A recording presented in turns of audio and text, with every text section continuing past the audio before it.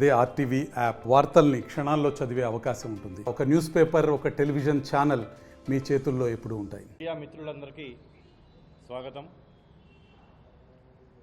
నాతో పాటు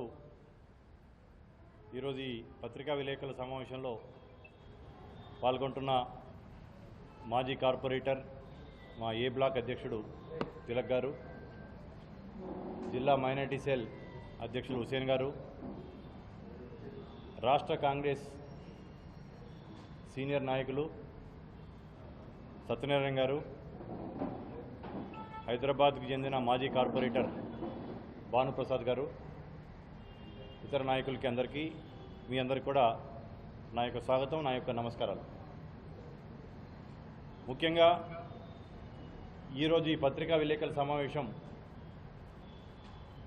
మిమ్మల్ని అందరినీ కలవటానికి కారణం, అది ఒక కార్యక్రమానికి ఖమ్మం వస్తూ చాలా రోజుల తర్వాత నేను ఖమ్మం రావడం జరిగింది. అంతకుముందు మీకు ఇన్ఛార్జిగా ఉన్న టైంలో కూడా నిరంతరం ఖమ్మంలో వస్తుండేవాడిని. ఎలక్షన్లో కూడా రావటం, మిమ్మల్ని అందరినీ కలవటం జరిగింది. ఈ గత నెల 50 రోజుల నుంచి కాంగ్రెస్ ప్రభుత్వం అధికారంలోకి వచ్చిన తర్వాత మేము ఏదైతే ఎలక్షన్లో చెప్పటం జరిగిందో, ఇందిరమ్మ రాజ్యం తీసుకొస్తాం, ప్రజల ప్రభుత్వాన్ని తీసుకొస్తామని చెప్పి మేము ఏదైతే హామీ ఎలక్షన్లో భాగంగా మా మేనిఫెస్టోలో పెట్టడం కానీ, మా ఎన్నికల ప్రచారంలో పెట్టడం కానీ జరిగిందో, అది 100% ఈ యొక్క 50 రోజుల్లో నెరవేర్చామనే యొక్క సంతృప్తి కాంగ్రెస్ పార్టీ నాయకులుగా మాకు, మమ్మల్ని తీసుకొస్తే వారి కష్టాలు దొరుకుతాయి, వారు కలలు కన్నా బంగారు తెలంగాణ అనేది నిజంగా సాకారం అవుతుందని మాకు మద్దతించి ఓటేసిన ప్రజలందరికీ కూడా ఆ యొక్క సంతృప్తి అనేది 50 రోజుల పరిపాలనలో ఉన్నదిగా నేను భావిస్తూ ఉన్నాను. మేనిఫెస్టో అనేది మా ఉద్దేశంలో ప్రమాణపత్రం. ఒక రాజకీయ పార్టీ ఎన్నికలలో మీరు మాకు ఓటేసి గెలిపిస్తే మేము ఈ పనులన్నీ చేస్తాము అని చేసే ప్రమాణమే మేనిఫెస్టో. దాన్ని ఒక ప్రమాణపత్రంగా భావిస్తుంది కాంగ్రెస్ పార్టీ.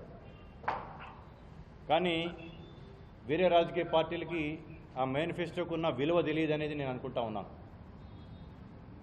మేనిఫెస్టో అనేది ఎలక్షన్లో ఓట్లు దండుకోవడానికి రిలీజ్ చేసే ఒక ఎత్తుగడ కింద భావిస్తూ ఉంటాయి కొన్ని రాజకీయ పార్టీలు, ముఖ్యంగా బీఆర్ఎస్ అండ్ బీజేపీ పార్టీలు. గత ఎలక్షన్స్లో 2014 ఎలక్షన్స్లో వాళ్ళ ప్రధాన హామీ, వాళ్ళ మేనిఫెస్టో బీజేపీ వాళ్ళది, మేము అధికారంలోకి వస్తే ప్రతి ఒక్క భారతీయుడి బ్యాంక్ అకౌంట్లో 15 లక్షల రూపాయలు వేస్తామని చెప్పటం, 2 కోట్ల ఉద్యోగాలు సంవత్సరానికి ఇస్తామని చెప్పటం.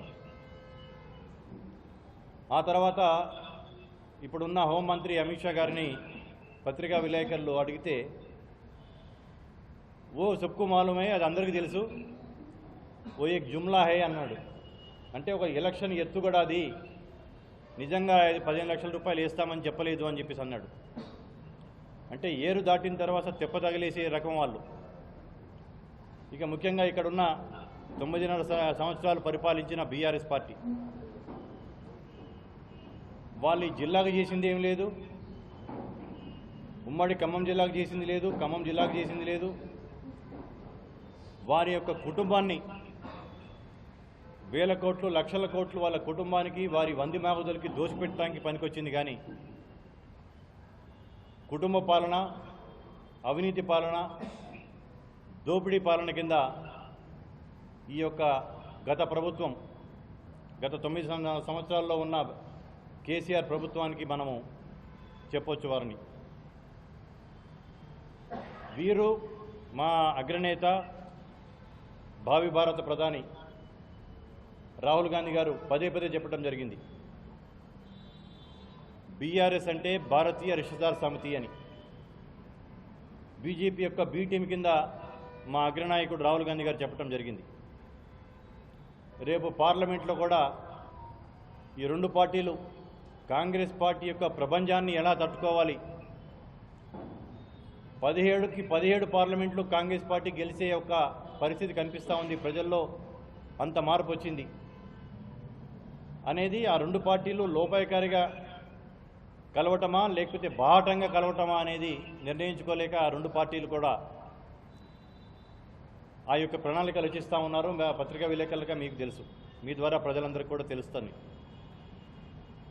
కాంగ్రెస్ పార్టీ ఎలక్షన్ల ముందు కర్ణాటకలో, నేను కర్ణాటక రాష్ట్ర ఇన్ఛార్జిగా కూడా ఉన్నాను, కర్ణాటకలో 5 హామీలు ఇవ్వటం జరిగింది.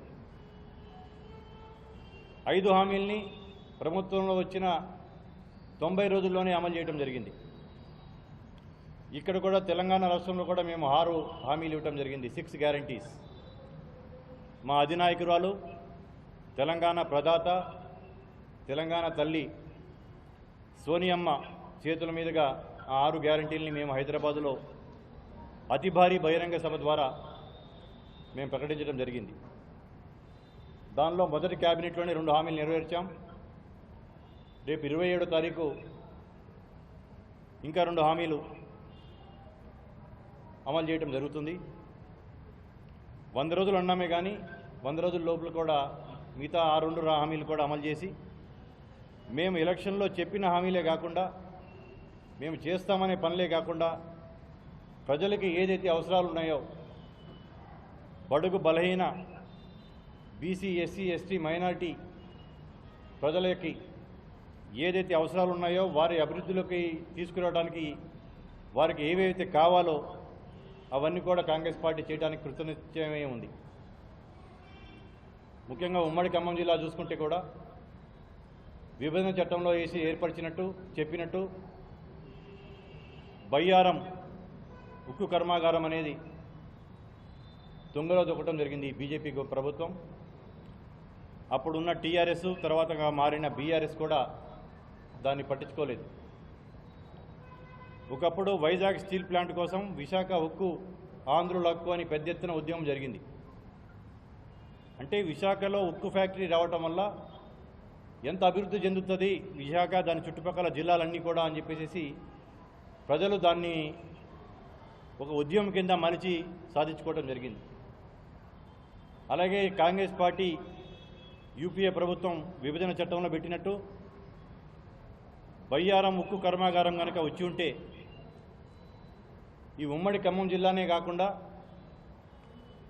చుట్టుపక్కల ఉన్న ప్రాంతాలన్నీ కూడా ఎంతో అభివృద్ధి చెంది కొన్ని లక్షల మందికి ఉపాధి కలిగి ఈ ఖమ్మం జిల్లా రూపురేఖలు మారిపోయాయి. అటువంటిది దాన్ని తుంగలో దొక్కారు.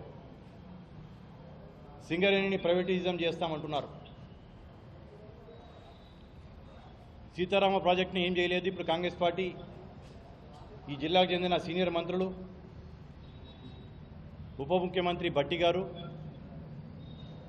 సీనియర్ మంత్రులు పొంగులేటి శ్రీనివాసరెడ్డి గారు, తుమ్మల నాగేశ్వరరావు గారు, మా ఇరిగేషన్ శాఖ మంత్రులు ఉత్తమ్ కుమార్ రెడ్డి గారు కూడా సీతారామ ప్రాజెక్టుని అతి తొందరలో పూర్తి చేయడం జరుగుతుంది. ముఖ్యంగా రాబోయే పార్లమెంట్ ఎలక్షన్స్లో గత ఎమ్మెల్యే ఎలక్షన్లో సాధించిన మెజారిటీ కంటే కూడా భారీగా ఖమ్మం పార్లమెంట్లో కాంగ్రెస్ పార్టీ జెండా రెపరెపలు ఆడబోతోంది. కనీసం 5 లక్షల పైచీలకు మెజారిటీతో కాంగ్రెస్ పార్టీ యొక్క అభ్యర్థి, కాంగ్రెస్ పార్టీ అధిష్టానం ఎవరిని నిర్దేశించినా, ఎవరికి బీఫామ్ ఇచ్చినా, ఎవరిని పోటీ చేయమని ఆదేశించినా 5 లక్షల పైచీలకు మెజారిటీతో కాంగ్రెస్ పార్టీ యొక్క అభ్యర్థి ఖమ్మం పార్లమెంట్లో గెలవబోతున్నాడు. ముఖ్యంగా ఖమ్మం జిల్లా అంటేనే కాంగ్రెస్ పార్టీ కిల్లా, కాంగ్రెస్ పార్టీ కంచుకోట ఈ ఖమ్మం. అటువంటి కంచుకోటని ఇంకో దుర్భేద్యంగా ఎవరు ఏ పార్టీ కూడా కాంగ్రెస్ పార్టీ దరిదాపుల్లో రానియకుండా ప్రజలతో మమేకమైపోతూ ప్రజల అండగా ఉంటూ ప్రజల మద్దతు నిరంతరం పొందుతూ కాంగ్రెస్ పార్టీ ఇంకా బలోపేతమై ఖమ్మం పార్లమెంటే కాకుండా తెలంగాణలో కూడా దాదాపు 16 పార్లమెంట్లు కనీసం గెలవబోతూ ఉన్నాం. రాహుల్ గాంధీ గారి యొక్క భారత్ జోడో యాత్ర యొక్క ప్రభావం ఏమిటో మనందరం ప్రత్యక్షంగా చూశాం. కర్ణాటకలో కాంగ్రెస్ పార్టీ, తెలంగాణలో కాంగ్రెస్ పార్టీ గెలవడానికి ప్రధాన కారణం రాహుల్ గాంధీ గారి యొక్క భారత్ జోడో యాత్రగా నేను భావిస్తూ ఉన్నాను. అటువంటిది రాహుల్ గాంధీ గారు ఇప్పుడు భారత్ న్యాయయాత్ర పేరిట అంతకుముందు దక్షిణం నుంచి ఉత్తరం వరకు కన్యాకుమారి నుంచి కాశ్మీర్ వరకు నడిచారు. ఇప్పుడు తూర్పు నుంచి పడమర వరకు 6000 కిలోమీటర్లు భారత్ న్యాయయాత్ర చేస్తున్నారు. ఆ సంగతి మీకు తెలుసు. ఆ యొక్క న్యాయయాత్ర యొక్క ప్రభావం రాబోయే పార్లమెంట్ ఎలక్షన్స్లో పడి కాంగ్రెస్ పార్టీ ఆధ్వర్యంలో పనిచేస్తున్న ఇండియా కూటమి ఎర్రకోటపై జెండా రెపరెపలాడి కాంగ్రెస్ పార్టీ యొక్క జెండా, ఇండియా కూటమి యొక్క జెండా రాహుల్ గాంధీ గారు ప్రధానమంత్రి పీఠం అధిరోహించటం అనేది తథ్యంగా నేను భావిస్తూ ఉన్నాను. ముఖ్యంగా అంతకుముందు ముఖ్యమంత్రి ఇంట్లో నుంచి బయటికి రాని ముఖ్యమంత్రి, ప్రగతి భవను ఫామ్ హౌస్కి పరిమితమైన ముఖ్యమంత్రిని చూసింది తెలంగాణ ప్రజలు. ఈరోజు నిరంతరం ప్రజల్లో ఉంటూ పనిచేస్తూ ప్రజల కోసం కష్టపడుతున్న ప్రభుత్వం, ఒక యువ నాయకుడు ముఖ్యమంత్రిగా చూస్తూ ఉన్నారు. మార్పు గమనిస్తూ ఉన్నారు, ప్రజలు హర్షిస్తూ ఉన్నారు. మేము కోరుకున్న ప్రభుత్వం ఇటువంటిదేనో అని చెప్పేసి రేవంత్ రెడ్డి గారికి, వారి డిప్యూటీ బట్టి విక్రమార్క గారు, ఈ జిల్లాకు చెందిన ఇంకా మిగతా 2 మంత్రులు,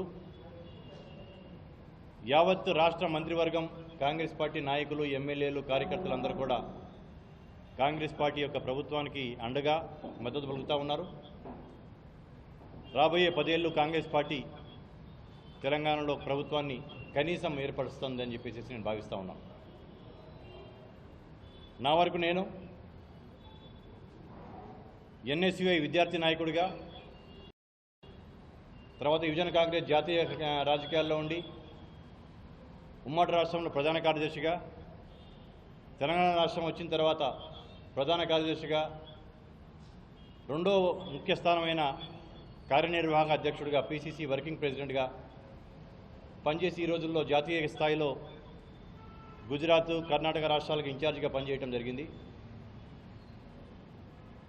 నేను కూడా ఖమ్మం పార్లమెంటు నియోజకవర్గంలో కాంగ్రెస్ పార్టీ అభ్యర్థిగా పోటీ చేయడానికి నా యొక్క ఆసక్తిని హైకమాండ్కి విన్నవించుకోవడం జరిగింది. ఈ రోజుల్లో నాకంటే సీనియర్స్ కాంగ్రెస్ పార్టీలో, సీనియర్ నాయకులలో అతి కొద్ది మందే ఉన్నారు. నేను 87 నుంచి కాంగ్రెస్ పార్టీ రాజకీయాల్లో ఉన్నాను. ఒక స్వాతంత్ర సమరయోధుడి కుటుంబం నుంచి వచ్చాను. కాబట్టి కాంగ్రెస్ పార్టీ అధిష్టానం, నాకున్న కాంగ్రెస్ పార్టీతో ఉన్న అనుబంధం, నాకున్న సీనియారిటీ, ఖమ్మం జిల్లా ప్రజలతో, ఖమ్మం జిల్లా నాయకులతో నాకున్న అనుబంధాన్ని అన్నీ గుర్తించి నాకు అవకాశం కల్పిస్తుందని చెప్పేసి నేను ఆశిస్తూ ఉన్నాను. నేను ఇంతకుముందు చెప్పినట్టు ఖమ్మం జిల్లా అనేది కాంగ్రెస్ కిల్లా. నా వంతుగా ఇంకా దాన్ని బలోపేతం చేయడానికి నా వంతు పూర్తి సమయాన్ని కేటాయించి కృషి చేస్తానని చెప్పేసి పత్రికాముఖంగా మీ అందరికీ తెలియపరుస్తూ ఉన్నాను.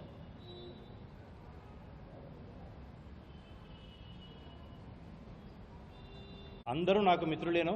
జిల్లాకు చెందిన నాయకులందరూ కూడా నేను కలిసి పనిచేసిన వాళ్ళు. అందరి నాయకులతో సత్సంబంధాలు ఉన్నాయి నాకు, జిల్లా నాయకులతో. మండల స్థాయి నాయకులతో కూడా, మండల అధ్యక్షులు కావచ్చు, ఎన్ఎస్యుఐ, యూత్ కాంగ్రెస్ అన్ని విభాగాల యొక్క నాయకులు కావచ్చు, అందరూ 7 ఎమ్మెల్యేలతో కావచ్చు, అందరితో కూడా సత్సంబంధాలు ఉన్నాయి. అందరూ సానుకూలంగానే స్పందించారు. అధిష్టానం కనుక నిర్ణయిస్తే మనస్ఫూర్తిగా అందరూ నాకు సహకరిస్తారని చెప్పేసి నేను ఆశిస్తున్నాను.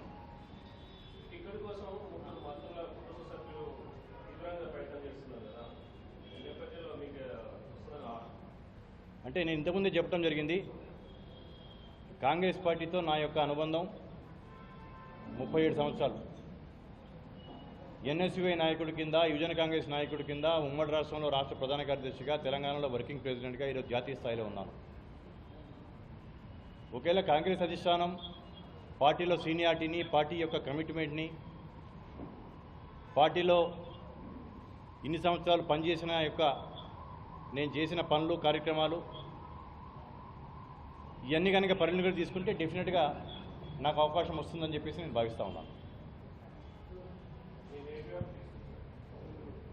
నేను హైదరాబాదు, బట్ ఖమ్మం జిల్లాలో విద్యార్థి యువజన కాంగ్రెస్ నాయకుడిగా అప్పుడు పొంగిరెడ్డి సుధాకర్ రెడ్డి గారు మాకు అధ్యక్షుడిగా ఉన్న టైంలో నేను రాష్ట్ర ప్రధాన కార్యదర్శిగా ఉండి ఖమ్మం జిల్లా ఇన్ఛార్జిగా పనిచేశాను. ఆ తర్వాత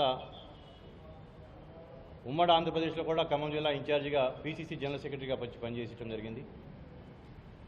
బై ఎలక్షన్లో పాలేరు బై ఎలక్షన్లు కావచ్చు, 14 ఎలక్షన్లు కావచ్చు, మున్సిపల్ ఎలక్షన్స్లో కావచ్చు, నన్ను అందరూ స్థానికుడిగానే, ఢిల్లీలో చూసుకుంటే నన్ను ఢిల్లీలో కొందరు నాయకులు మీ ఖమ్మం ఎలా ఉందండి అని కూడా అడుగుతూ ఉంటారు నన్ను. అంటే జాతీయ స్థాయి నాయకులకి నేను ఖమ్మంతో మమేకమై, ఖమ్మం జిల్లాతో మమేకమై, ఖమ్మం యొక్క నాయకులతో, ప్రజలతో మమేకమై ఉండటం వల్ల నన్ను ఖమ్మంలో నాయకులలో ఒకటిగానే నన్ను పరిగణిస్తూ ఉన్నారు. ఈ నాయకులు అందరూ కూడా, ఇక్కడ ఉన్న నాయకులు యువజన కాంగ్రెస్, ఎన్ఎస్వై, మహిళా Congress, INTUC, Seva Dal, minority cell, ST cell, SC cell అందరు నాయకులతో కూడా ఉన్న సంబంధాలతో వాళ్ళందరూ కూడా నన్ను ఫోన్ చేసుకున్నారని చెప్పేసి నేను అనుకుంటున్నాను.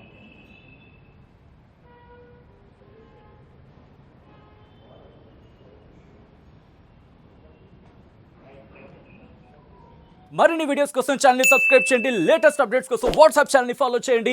అండ్ లింక్ డిస్క్రిప్షన్ లో ఉంది.